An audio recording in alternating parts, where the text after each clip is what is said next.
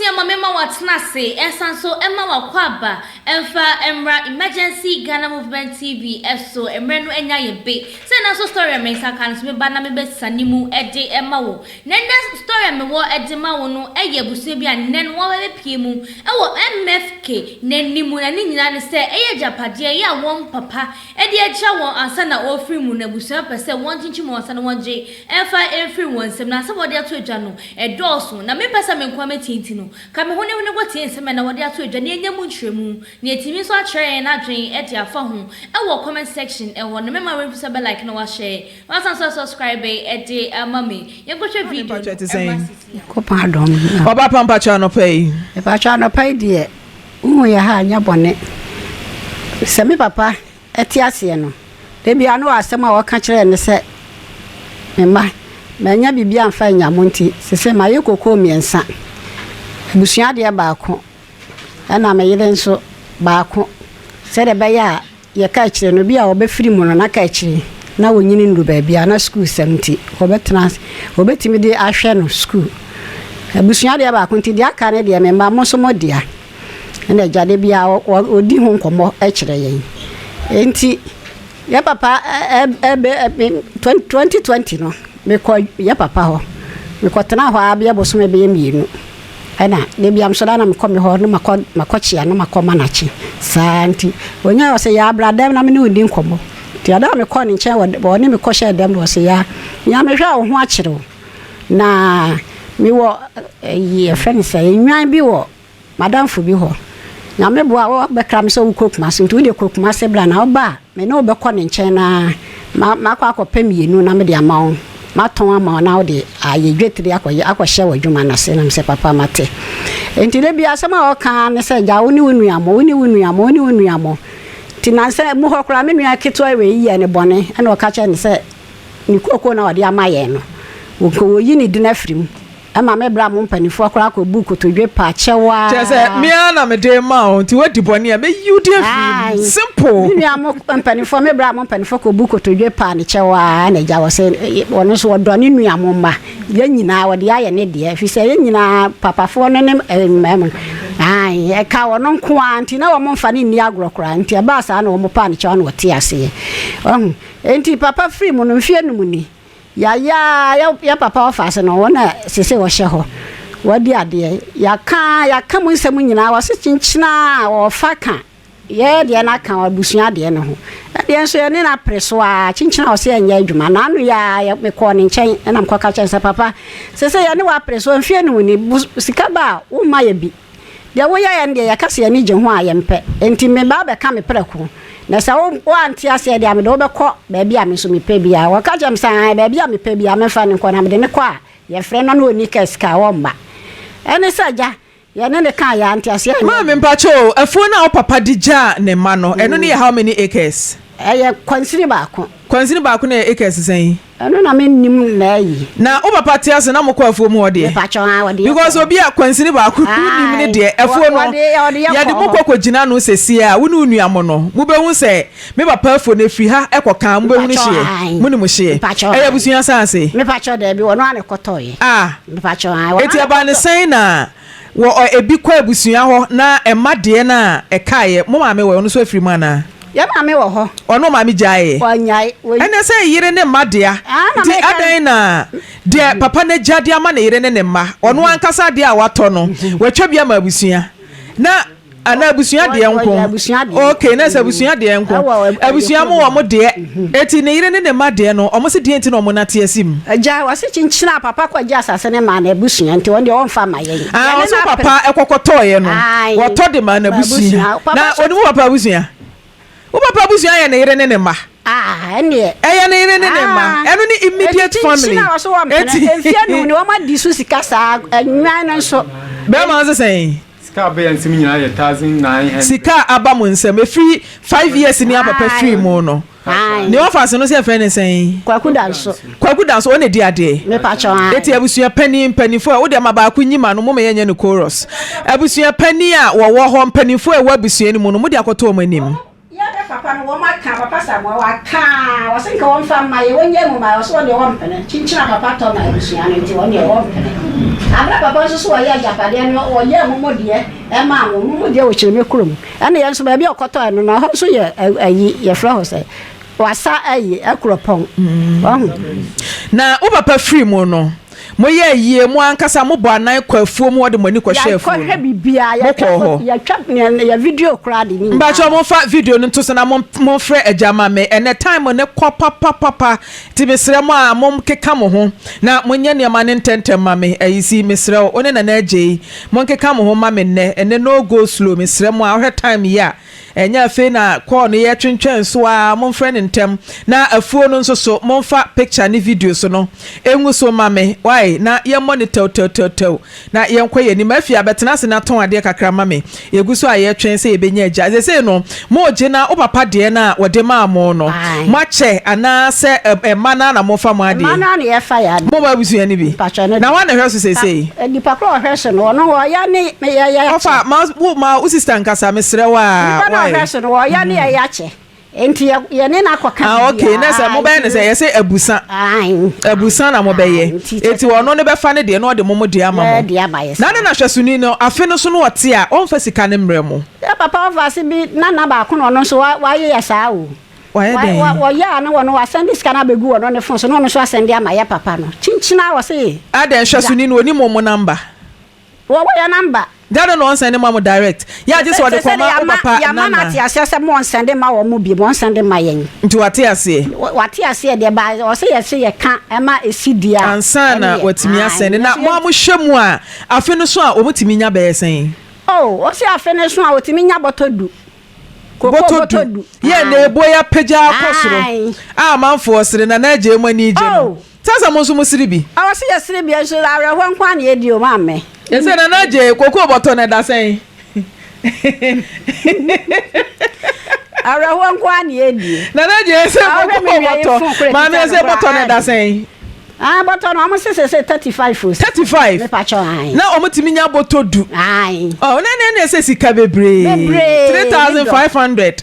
Na say nya time na 35,000 e ma no mo yesen. Ye ke ye 80 na me nu wa bro. Sese ensia. Ese mo cha bro chefo nyina kan wa no so mo. Ya ba mo wa mo nyina so mo ma wo ho nti yenso yem tum becha mo mo. Na enipa nwotwe. E kwa akwache 35,000 na. Ya papa nu amoma no e ma no. Wo mo so na hwe ye papa pa ye nti da bi ara papa ka se. Anti nka mo be ma o mo ni bi. Ya ma ni de o mo ka ye ho. E mema na yesen. Emema na o maji aboso wo fa asefo no ne wo mo aka no mo dodo yesen o mo dodo yesen ba ko pe na yesa na busuo panifo ntimi enfre no. Hello Aja, good morning. Okay Aja machi o yeah jo me pika sa no network nenye Aja ka fra gina ye na me mete wonka oti me nka ye Aja oti me nka hello Aja me different poma ha Lawson TV. Wo dan framam e wo TV so. Aha, e do kon framam, mo me ko antenna. Aha Lawson TV, where you MFK? Mo ko aha. Ah, ya do ba Lawson TV. Lawson TV. Ah, ya ja. Na wana me ne ka say. Hello. Aja dan so. Hello. Aja dan so na te say. Na mi admo awo. Aha ya TV so, e Lawson TV, afra me frem poma. Na wo mai Aja dan so wo mai de wa ba se wo fa wudi na de. Wo fa wo papa ye friend say. But you say kagu ade ni mo miti ma. Aja kwaku ba wo free ma wudi na de no ni kwako waje aboso. Enfie num ni e wo nko na wadi so aba. Ne mai wo nche bi ma wo mo. Ne yira kwa wo ma no adentia. Madam do mo kan na ya ntro. Enti kanokura kire me. Aja kanokura wo mu ni na kire me miti o.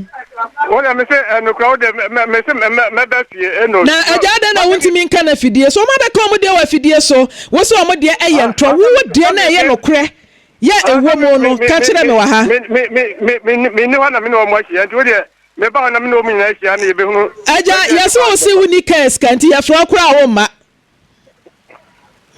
me mwana ka se me nika. O baba ko na kan. Tam me ka me ma se no. Enso ya me nya medma ho ma. Aha, enti na ya pese ye no kasa wa hai. Ada na wo fa kokko a wono ankasa ti ni sika akoto na sase. Wa wunu de agya na ire ne ma watie sim abusua de nso wo ho ada na wonya we emo fo ma de ni di so. Me se anyway, on ka se on papa dia no o mo boa. Ti se abusua o mo do so na kwaji asase no. Enyo on papa go. Enti dia se abusua no kura dɔɔso na kwaje ya ɔmo papa chefe wo mu na de na afi no so a wo na kasa no se obi wu na se ye de obi bedi na ade a aya na most of them and am pese o mo be call according to sana mrane tie no e wo se ye wu ne se papa na otia ofri mu no na owo mma e wa asase so enti na japade bi owo bia ne ma e ka ho enti enfo hu ne se ne tie se oni abusua no ene kwoto ejapade na se papa ne kwa ne kwoto ejapade no e wo se hu ne se papa ne so no na ejuma e ka ho na so no so no na sa se e ka ho enti bibia ni ane ma eso ewo chefa ewo mu na for the past 5 years na odiadini wutimeti kokko yi so a kire se wo mma emai mu hwe nya kokko yi wote so a wutimi wenya kwana na nye 10 bags 10 bag no bi kwa ati no nya 2 bags kampa eya asam ketwa aya na chese ejadifo na nkasa no bebre na wona nyamiso wo mu no eye mako na dodo na aka ni nyina unya ya na ebusua dia na papa nde no yeye na ebusua na asase we no hune se papa ne tia se ona na odidi so ono na odidi so no owo ma ewo ho a chese ofiri mu ejapade no so ebekokodi ne ma ne ho anase ne ma no so we japade chefa ewo japade ni enti woka se asama papa yikin se bia oka se ejapade na se ne mane ka se ne papa ne kwa dia na tete omoboa na emom no eye busa no mkoto eno na kire se papa ne so ejapade enso bom bi na kire se ma no so achefa ewo ejapade ni mtade enti na for the past 5 years mutu kokko so mbase ma ni bi ye hu ni se wo wi ofo nsa no so ahwe wo de na so obu koto kwasa so nyakopon ohwe woto ne de be ye wa nya wo de memfa nya wunua imagine say bia wo na wafiri na bia wo ma so de bi say eyomo a wo ankasa wo na wo ka wo na bia nka sunsun kra betimi arrest ewi ase kwasebo ya de eyeya na enam kwasebo so amanipa obitimi hwere ne nkwa se bia obebu me kwase ade ye ne se me medi de ne nyina ye mfiri mu kono ngo kaya wa wonso obi so kwaso so na weno so mpene womma ene ye de eyomo a anka wesa kwa we wuru gidigidi na so anko ye womma na kwa ye wunua ma na wunua na fimu ntino hwe na wo ye 5 years mo ye fa ye ni mo ma ye nye nyema bo ho a mo ma ye nyai na enye ma ye nyai sa nyema bi se because nipa na o ma kwodi na ade no huni said wona atu se wo se na nusu no before say ma o se leader no ye nim se wo the qualities of a leader, good leader. Enti de ma wo leader, ye de ama wo se hwenkra no so ana se hwe japade na hwenkra no.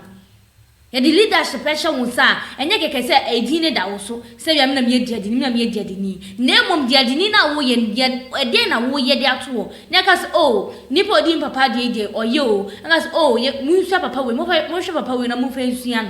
Na mo so mo nya bi. Nemu nya wuye won so pese ni won so bedi wade no no so nya wachi yi owuo no eda amansa nkom na nyina eda enya ba ko ya mama ba ko se ba ko firi mu na ba ko ntena se ye nyina ede ebe firi mu na won hu ne se won so firi ma wo wachi no pa de na to ebesi de na wo man so no ba bedi wade de mpa no so ede be ye no because so won ya pani na firi mu na wo bedi na ade na wo di say edi ni ma wo so pese se wo so firi mu a wo ma no pese wo mo so bi ebedi wade a on hwe mu yi ana ahwe wo de mpre be ye west crossing sa muma ye ma ye ni enda ho e ma se cases bebrei cases bi say e ya doso yese adide na nya to ncha na se hu na firi mu na wo se wo di na de ni na kire se enya unso wo chance aba wo be fa bronya ho de awi akoko wo be fa bronya ho e de abawi akoko na sa akoko na ore no so wanhwe ni so a ka sai na timi prawo ana ni dompi na timi prawo Yenhwe ne ehu se ne be bia no. Yes, we are doing the right thing and that should be so when bia ama yeso ebusa ma me hu adwen chefa story room comment section ewo. Na story room se ne ehu ye ne story no ensi na make sure say ye be follow story rooms na ne be si bia so no. Ye de ne fapi ma na se ne kwakwasi bia so de no so aba betan. Remember we say like no share no subscribe etiama. That's so no me do besa so edi ehia bi ma bi. Have you ever tried to buy something online only to get scammed, or have the seller waste your time? Or maybe you're a seller who spends hours preparing an order only for the buyer to cancel last minute? We get it. That's why we created Copland, a simple, secured marketplace designed to protect both buyers and sellers. Copland is here to end their frustrations with a reliable solution. Our team noticed that a lot of people are either being scammed or losing valuable time and resources due to unregulated marketplace practices. So we built Copland to tackle this problem. So Copland uses a secure payment method known as escrow, which keeps payment safe until both the buyers and the sellers are satisfied with the transaction. Here is how it works. When a buyer orders an item, the payment is held securely, meaning the seller doesn't get paid until the item is successfully delivered. The seller is notified and can accept or decline the order. If accepted, they reach out to arrange the delivery. Once the item is delivered, the seller marks it as delivered. So from there, the buyer has 48 hours to confirm they are happy with the product or to request a revision if there is any issue. When the buyer is satisfied, they accept the order and the funds are therefore released to the seller. If no action is taken within 48 hours, the order is automatically marked complete and the seller will be paid. Copland is here to build trust in online buying and selling. With our escrow system, both buyers and sellers can feel secure, knowing their time and money are protected. So why not try Copland for your next online transaction? Visit us at www.copland.coplandtechnologies.com.